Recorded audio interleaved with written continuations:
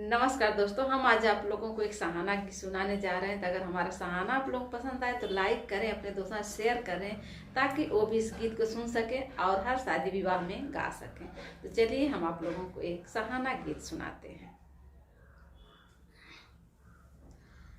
आज सुहानी रात चंदा धीरे से उगिया,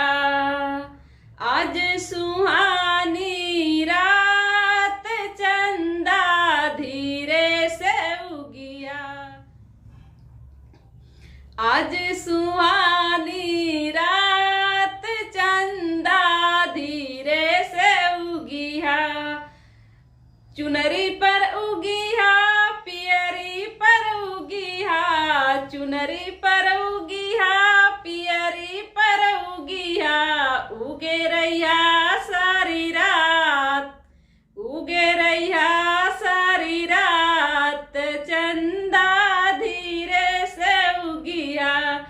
उगे रैया सारी रात चंदा धीरे से उगिया, आज सुहानी रात चंदा धीरे से उगिया, आज सुहानी रात चंदा धीरे से उगिया, टिकवा पर उगिया नथिया पर उगिया, टिकवा पर उगिया नथिया पर उगिया, उगे रैया सारी रात चंदा धीरे से उगिया,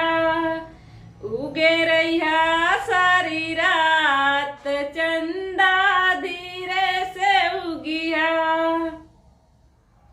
आज सुहानी रात चंदा धीरे से उगिया, आज सुहानी रात चंदा धीरे से उगिया, झुमका पे उगिया हरवा पे उगिया, झुमका पे उगिया हरवा पे उगिया, उगे रैया सारी रात चंदा धीरे से उगिया, उगे रैया सारी रात चंदा धीरे से उगिया,